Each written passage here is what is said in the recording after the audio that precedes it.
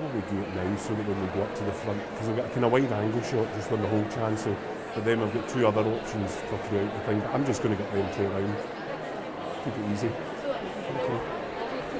Yeah, I'll just come straight down, and then what I'll do is, even if you want to go up, what I'll do is I'll wander down the side, and you know that that's me ready to go as well. Okay? That's fine.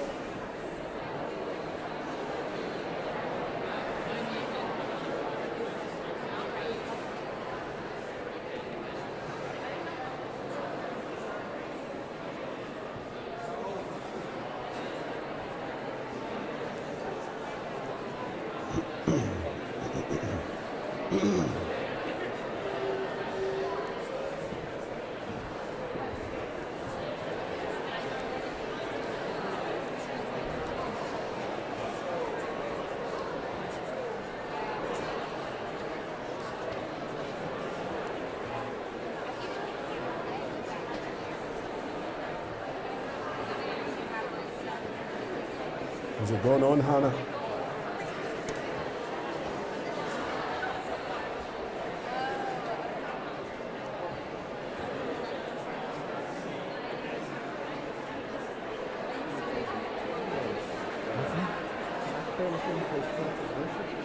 Oh, I do, yes. During lockdown at one point I had sent you an email saying you'd be very welcome to come sometime. No, by all means, honestly. Because it's a super space for me. And when I was looking at when I looked at some of your videos, I thought you had tried to do them in what I thought were interesting settings. So I thought we would always be a good backdrop. Oh, that's good. No, definitely. Please don't hesitate. Not at all. Not at all. See, sometimes I don't think people realise it's an option. Yeah. And I think one of the difficulties is that often people make an approach, they go straight to historic environment Scotland. And for them it would be, oh, you need to do this, you need to. Whereas if it's worship, it's actually okay, we can do whatever we like. That's right. You know, so there's a great freedom in it. Hannah, did that come on? Did, that's fine. Sorry to Hi there. Hi, the gauntlet of welcome, that's it.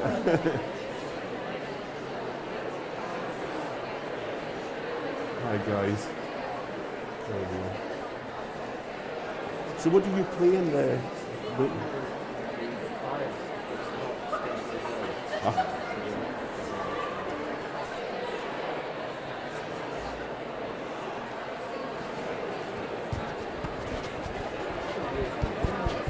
Just 3 years here, just 3 years here.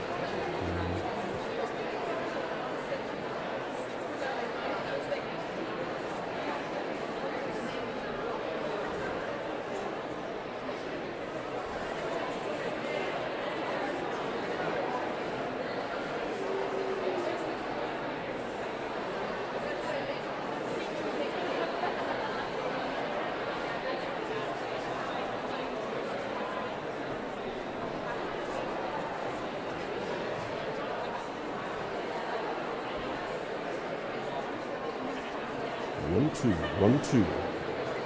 One, two. One, two.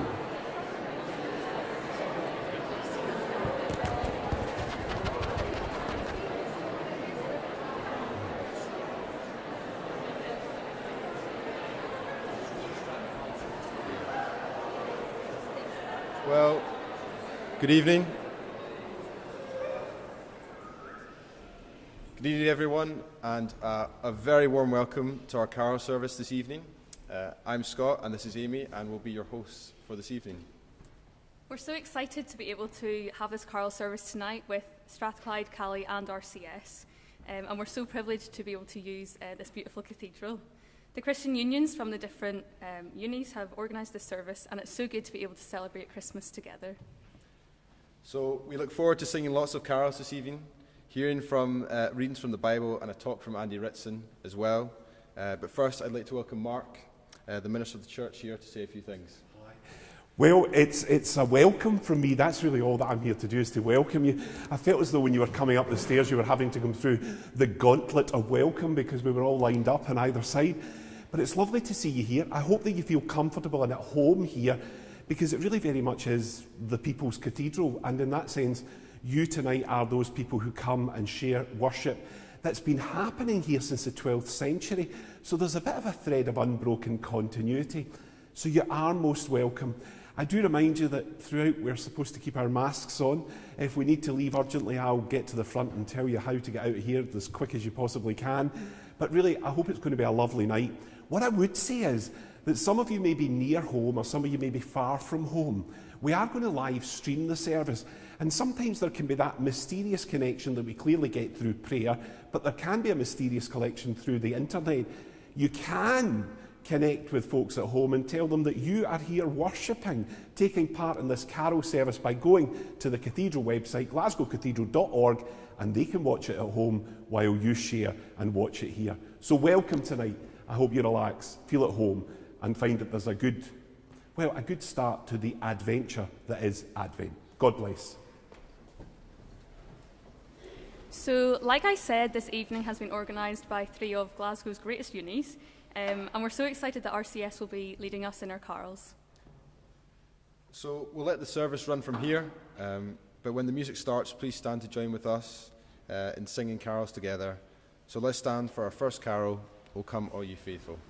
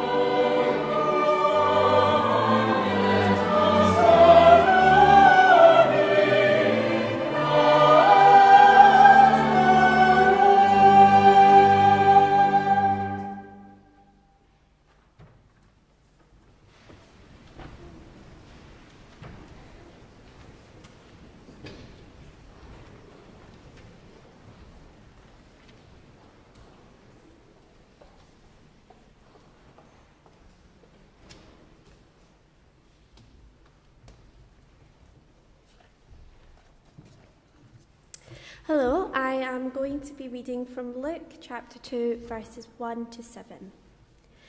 And it came to pass in those days that there went out a decree from Caesar Augustus that all the world should be taxed. And this taxing was first made when Cyrenius was governor of Syria. And all went to be taxed, even one into his own city. And Joseph also went up from Galilee, out of the city of Nazareth, into Judea, unto the city of David, which is called Bethlehem, because he was one of the house and lineage of David, to be taxed with Mary, his espoused wife, being great with child. And so it was that while they were there, the days were accomplished that she should be delivered. And she brought forth her firstborn son, and wrapped him in swaddling clothes, and laid him in a manger, because there was no room for them in the inn.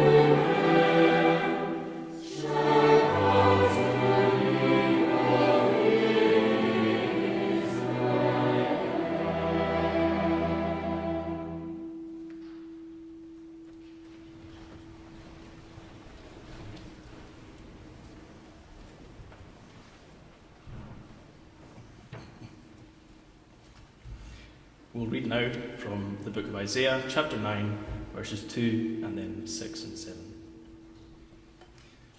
The people that walked in darkness have seen a great light. They that dwelt in the land of the shadow of death, upon them hath the light shined.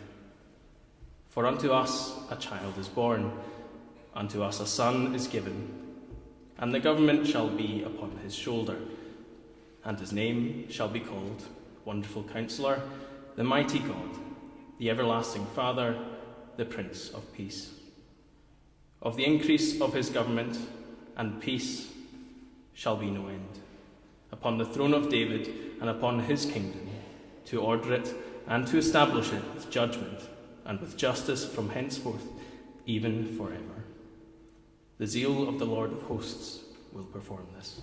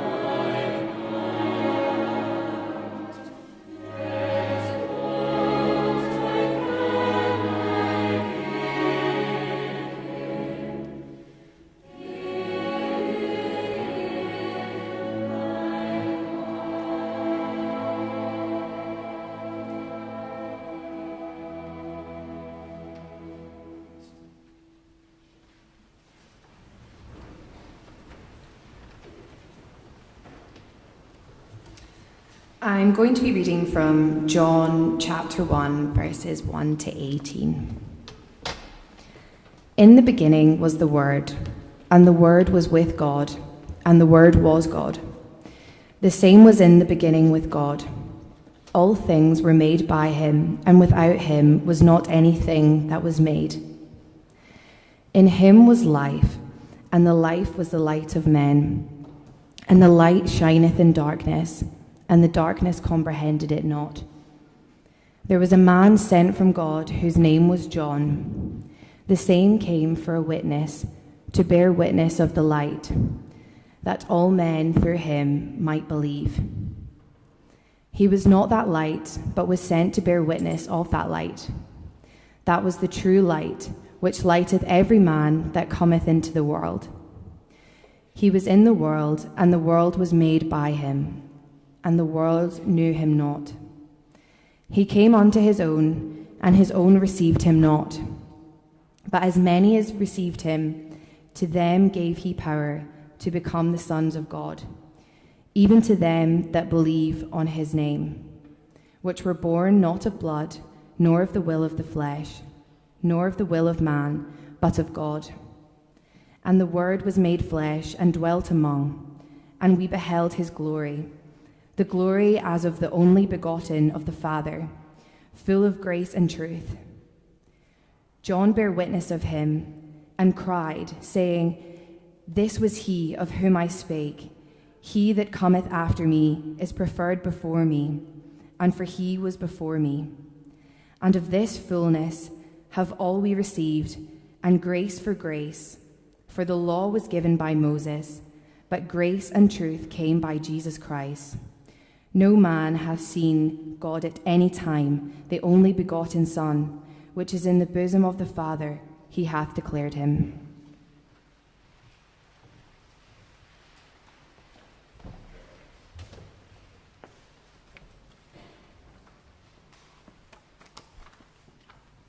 Well, good evening, everyone.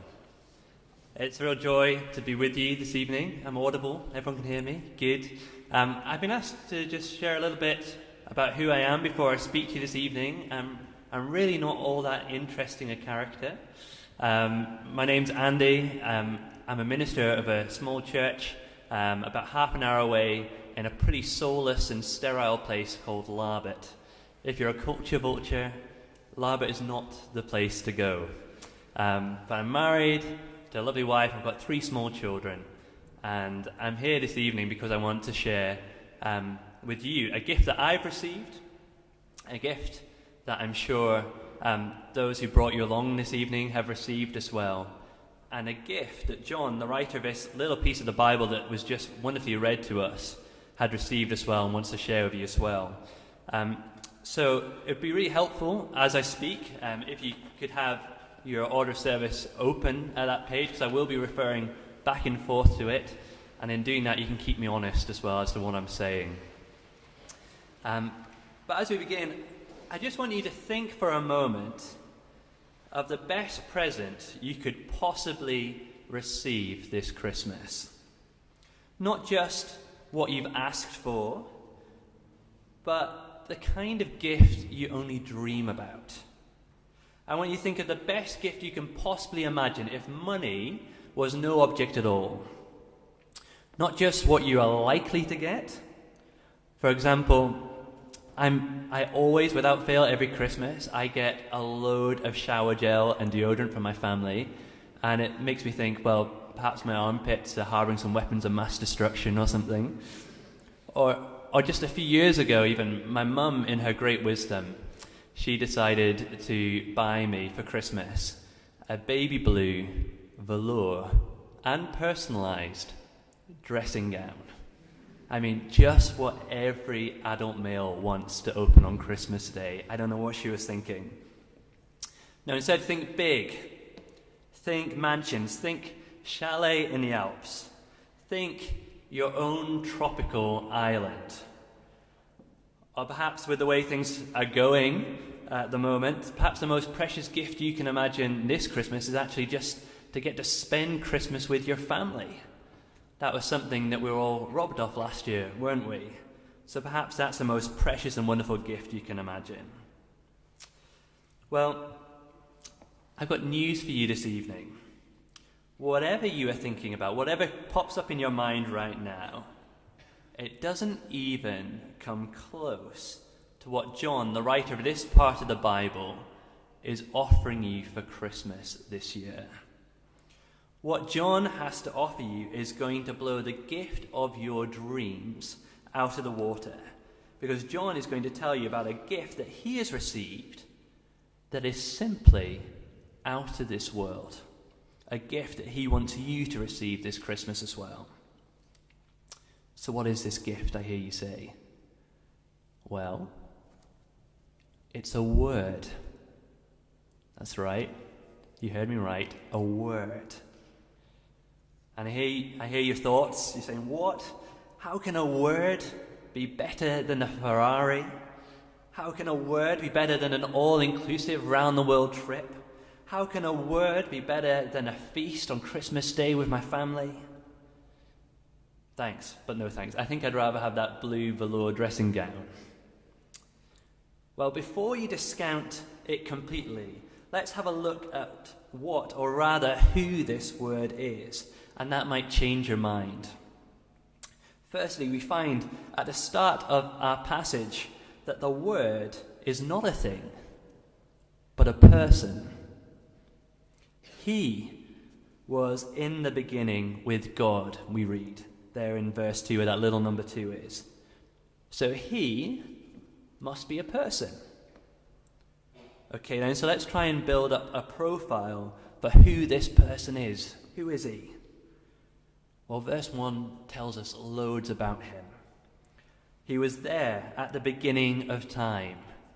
So he has always been. He's eternal. And then we're told he was with God. Okay, so start thinking, perhaps we're thinking about an angel or something along those lines, perhaps. But wait, no, because then we're told he was God. What, so presumably not an angel, but someone who is both with God and is God at the same time. It's a bit confusing, yes, but hold that thought for a moment. Let's move on. What does he do? Well, we're told that all things were made through him. He created the whole universe, everything we can see, even the distant galaxies we haven't discovered yet. He's the source of all life. He made all life on this planet. And then by that little number 5, we see that the word lights up the darkness. If he hadn't acted, there would be no sun, there'd be no stars. There'd just be a formless world in utter darkness. And if we skip down and look at that very last verse, verse 14, that was so wonderfully read, we find out that this person, the Word, became flesh and dwelt amongst us. Now, I know what you're thinking. Are you sure this is a person? This just seems a bit too much. Well, friends, nobody else fits this profile and this job description except Jesus of Nazareth. You see, the problem is when we think of Jesus, well, we instantly think of primary school nativity play, don't we? Lots of little kids with towels on their heads pretending to be shepherds, and sweet little baby Jesus there in the middle. And what's he come to do? Well, really just to give us those sentimental Christmas feelings that we want. We're used to thinking of Jesus like that. We're so used to thinking of Jesus like that, that we struggle to think of him as God come to earth in human flesh, as truth, the word, the meaning, come in our skin. We're quite happy, I think, to think of little Jesus meek and mild, but little baby Jesus, the creator of all time and matter, well, that's a bit of a mind bender, isn't it? But John wants to tell you that the baby who lay in Mary's arms all those years ago is no other than the creator of the whole universe. The one who created the stars slept under those stars for the first time. That's what Christmas is all about. Jesus was the one who brought light into the darkness at the very beginning of time. The one who shone into the gloomy void and brought life.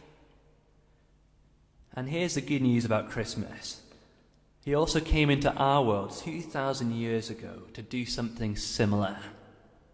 Jesus came to our world 2 millennia ago to shine a light into our spiritual darkness and to give us eternal life. Now you might think, well, who are you to tell me that I'm in spiritual darkness? I think I'm doing just fine, thank you very much. I don't consider myself as someone sitting in the dark. Well, the Bible paints a very different picture for us. For soon after God created the world and human beings, well, things went drastically wrong. Humanity had enjoyed a wonderful relationship with God in the beginning. They came face to face with the one who flung the stars into the sky. But before long, they became discontented and wanted to be like God himself. They weren't happy simply being his creatures. They wanted to be the creator. They wanted to decide what was right and wrong for themselves. So they rebelled against their generous maker, who is the source of all light and life. And what do you get when you rebel against life and light? You get what you asked for: darkness and death. And that's why the world is as it is, folks. That's why the world is so messed up. But thankfully, the story does not end there. And that is what Christmas is all about. God has not given up on us. That's the good news. He doesn't want us to remain in this critical state, facing an eternity of darkness and death. He doesn't want us to be estranged from him forever. So he himself, the maker of the galaxy, stepped down into our world and took on our frail humanity. For he's not a distant God, uncaring for this world that he has made that lies in darkness. That's not what he's like. No, he comes to us as the Word, the revelation, the truth, the meaning in human skin, the light, to illuminate our darkness, to show us what he is truly like and how we can be brought back into a relationship with him again and be restored. And if that's true, then you don't have to guess what life is about anymore, or construct meaning for yourself, anxious that you might have got it wrong with this one precious life you've got. I don't know about you, but before I became a Christian, I found that so tiring. No, Jesus comes to us and he tells us what life is all about. That's really liberating. Verse 18, the last verse in this passage, tells us that no one has ever seen God, the only God who is at the Father's side, while he has made him known. In other words, if you see Jesus, who is God the Son, then you have seen God the Father.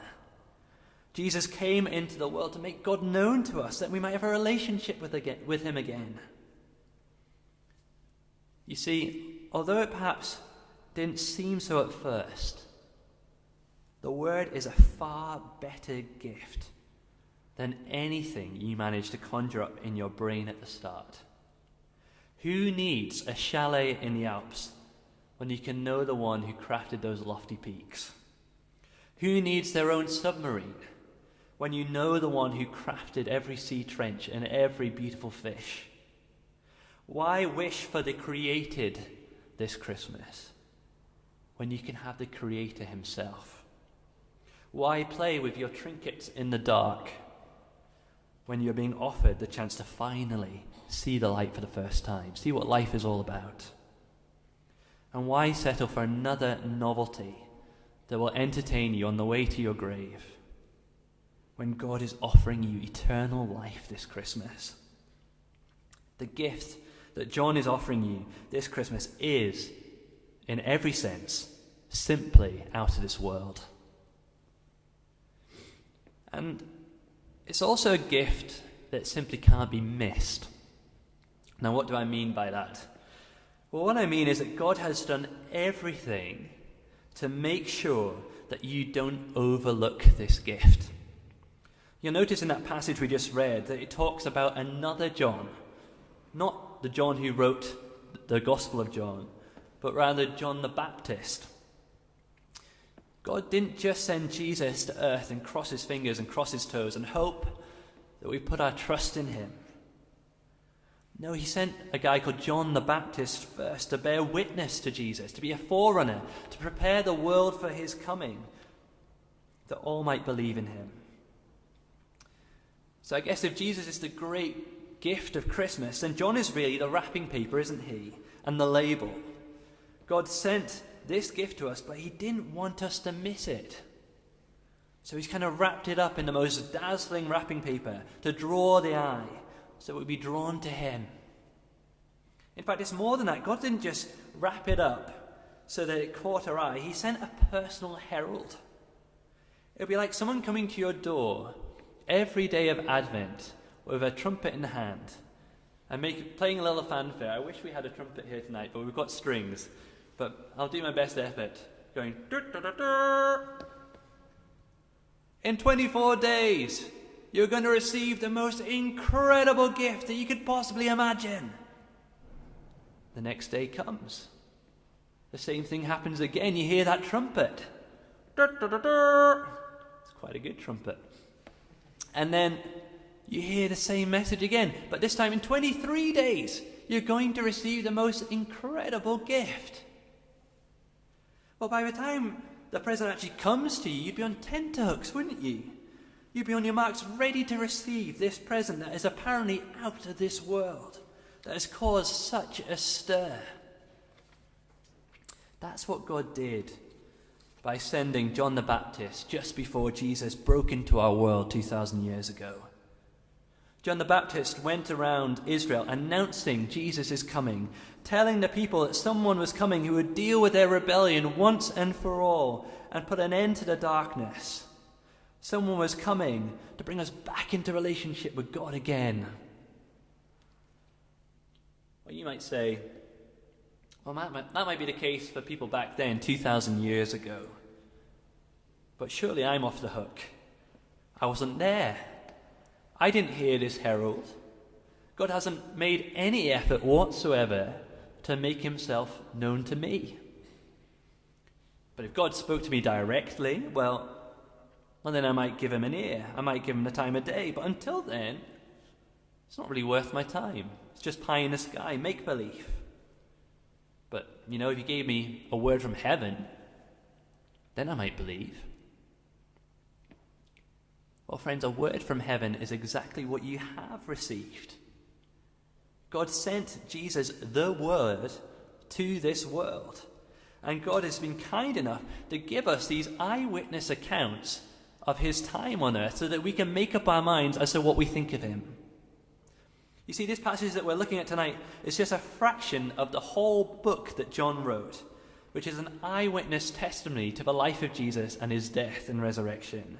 And he actually tells us, he's very upfront, he tells us right at the end of this book why he wrote it in the first place. And he says he wrote it that you may believe that Jesus is the Christ. Jesus is the King, the Son of God, and that by believing you may have life in his name. The truth is, folks, God continues to be unbelievably kind to you today. For you don't have to have been there at the time to make up your mind about Jesus. God continues to package this wonderful gift in such a way that we won't miss it. He's given us every opportunity to come to belief in Jesus, and the fact that you are sat here this evening is testimony to that. And if that's the case, then we can't get on God's back, can we, and tell him, well, you should have done more. We can't keep telling ourselves that if there is a God out there, well, then he must be far off and disinterested in us and our world. No, he has sent a word from heaven. He has come to our world in human flesh, and he has given us 4 eyewitness accounts of Jesus' life in the Bible, that we might come to believe in him and have eternal life for ourselves. One of those accounts, you are reading for yourself this evening, which is a great privilege. So, John has a gift for you this Christmas that's simply out of this world, that simply can't be missed, but it's also a gift that sadly some will think is just too good to be true. You can sense the drama rise, can't you, and the anticipation build as that passage was read earlier. God himself, the star maker, is coming to earth. The source of all life and light is coming to bring us out of the darkness. He's coming to put this creation to right again, starting with us. He's come to satisfy the deepest yearnings of our hearts. Well, what a shock verses 9 to 11 are. The true light, which enlightens everyone, was coming into the world. He was in the world, and the world was made through him. Yet the world did not know him. He came to his own, and his own people did not receive him. What? Are you serious? You think that when the one who created the world entered the world that he created, we would have met him with open arms. We would have thrown a party. At last he's arrived. But no. Our response was to reject him. In fact, the people at the time didn't just turn their noses up at Jesus and say, "No, thank you, that's not for me." They nailed their Creator to a cross. You see, we don't like being told that we're rebels, do we? And that we're the ones in the wrong. So we silence those who tell us that's the case. We don't like the exposure, so we turn off the light. But there's another reason why we reject this gift. The gift of knowing God, and that is, it just seems too good to be true, doesn't it? Perhaps when I've been saying that, you just say, "Oh, that sounds great," but it is just too good to be true. It's pie in the sky. I mean, I could stand up here and tell you that Christmas is all about showing good to one another, or family time, or helping those who are less fortunate than yourself. And none of you would bat an eyelid. You would nod along, perhaps get that warm, fuzzy, sentimental Christmas feeling that we so long for. It doesn't really stretch the mind, and it's probably roughly what you believed all your life. But that's not what Christmas is about. Christmas is an extravagant rescue plan. It's about God breaking into our world to show us what he is like, to bring us back to himself. It's about the one who sustains all the galaxies becoming a fragile little embryo to win back rebels who are in spiritual darkness. That's what Christmas is about. It's about the cosmic becoming compact.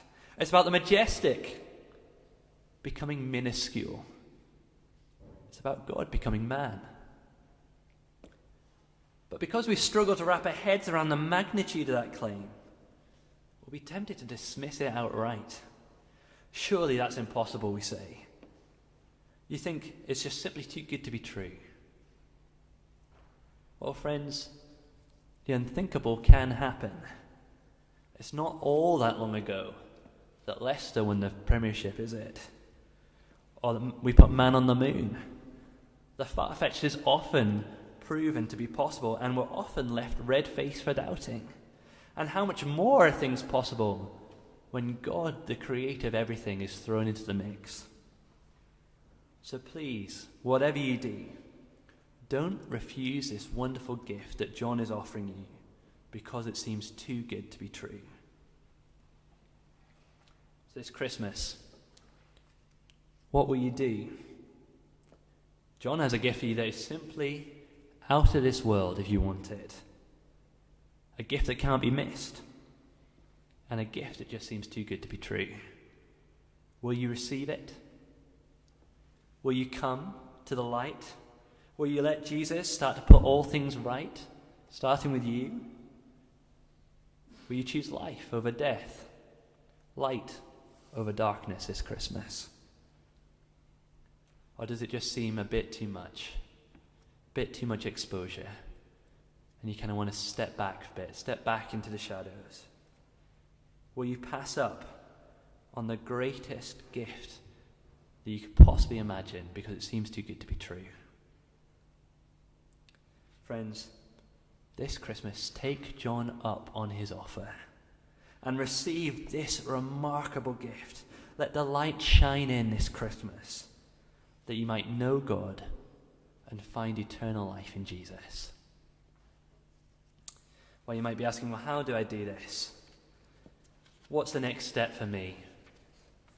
Well, in a minute, Scott and Amy will come up at the end and they'll tell you a bit about the next steps you can take, but let me add my piece in. We've got lots of Bibles here, Mark's, uncover Mark's. Take one away. Ask the friend who brought you along to read it with you. What have you got to lose? Or more importantly, what have you got to gain? Thank you for having me.